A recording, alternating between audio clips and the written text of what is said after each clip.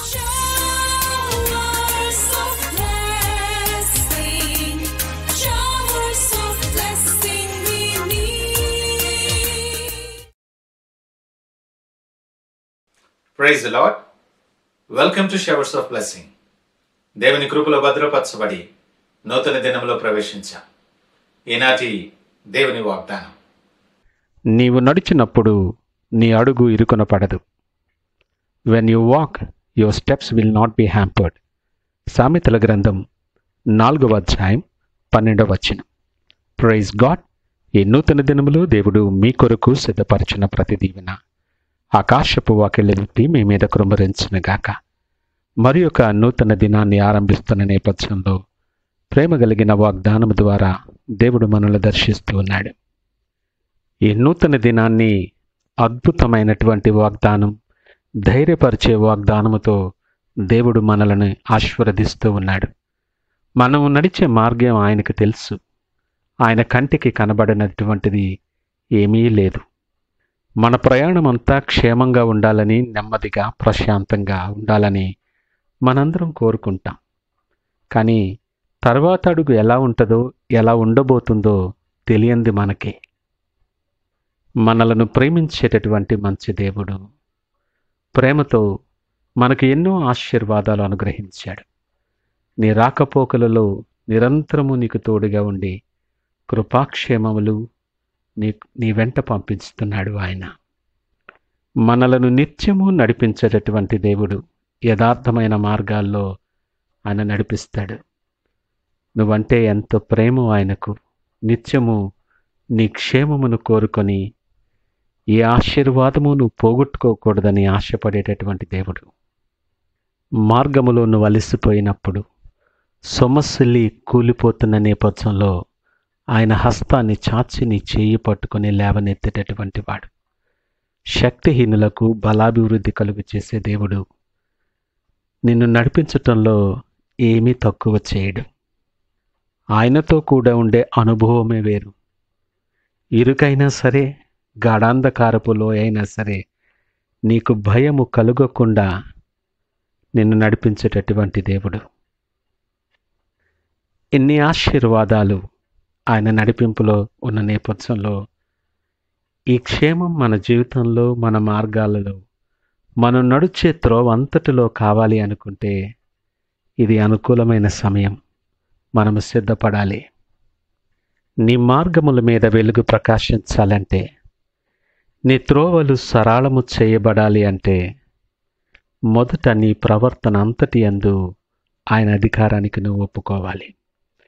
నేను అన్న ఆలోచన కాక ఆయన చిత్తము నా జీవితాల్లో జరిగించాలి అనే ఆలోచన నువ్వు కలిగి ఉండాలి.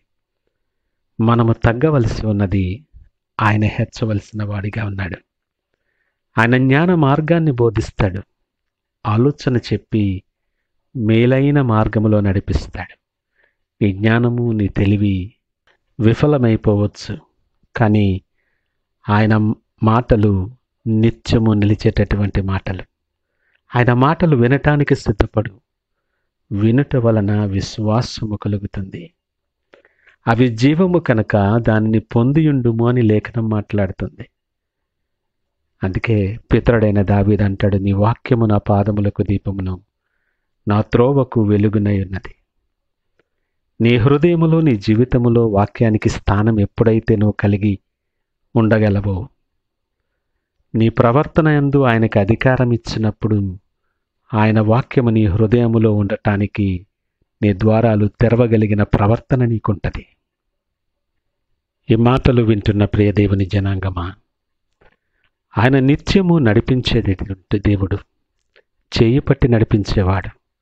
ఆయన నడిపిస్తుంటుండగా ఆయనను విసర్జించుట చేత నీకు నీవే బాధ కలుగు చేసుకుంటువి అని లేఖనం మాట్లాడుతుంది. మన బాధలు కలగటానికి, మనకు ఎదురు దెబ్బలు తినటానికి, కూలిపోవటానికి, పడిపోవటానికి కారణం ఏంటంటే ఆయనను విసర్జించిన వారముగా ఉంటున్నాం. ఈ ఉదయకాలము దేవుడు నీతో మాట్లాడుతుంటుండగా ఒకసారి ఆలోచన చేయి. అంత క్రమంగా జీవిస్తున్నానని, భక్తిగా ఉంటున్నానని నువ్వు అనుకుంటున్నావు. కానీ నీ భక్తి వెనక దేవుని హస్తం ఉన్నదా? ఆయన హస్తాన్ని పట్టుకొని నువ్వు భక్తి చేయగలుగుతున్నావా? నేను జ్ఞానినిలే, నాకు తెలియందేమీ లేదులే అన్న ఆలోచనతో ఆయనను విసర్జించి నీ ఆలోచనలకు పదును పెట్టే పనిలో ఉన్నావేమో. దేవుడు నీతోనే మాట్లాడుతున్నాడు. నువ్వు తప్పిపోవటం ఆయనకి ఇష్టం లేదు. హృదయపూర్వకముగా నీకు బాధైనా విచారమైనా కలుగు చేయాలనే ఉద్దేశం కాదు. నువ్వు ఆశీర్వాదాలు పోగొట్టుకోకూడదని, నిత్యమైన వెలుగుకరమైన మార్గాల్లోనూ నడవాలని ఆయన ఇష్టపడి నీకు పిలుపునిస్తూ ఉన్నాడు.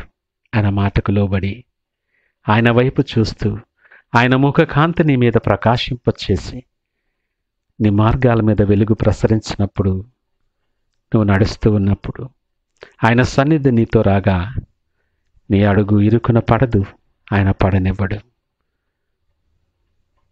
ఈ గొప్ప దీవెన మనము స్వతంత్రించుకుని నూతన దినాన్ని ఆరంభించలాగిన ప్రార్థనతో ఆరంభిద్దామా? ప్రార్థించుకుందాం. పరిశుద్ధుడు, ప్రేమ నమ్మకమైన మా యేసయ్య స్తోత్రాలు. ఉదయకాలం మాతో మీరు మాట్లాడారు, మీకు వందనాలు ప్రభువా. మా మార్గాలు మీకు తెలుసు, మా అడుగులు మీకు తెలుసు.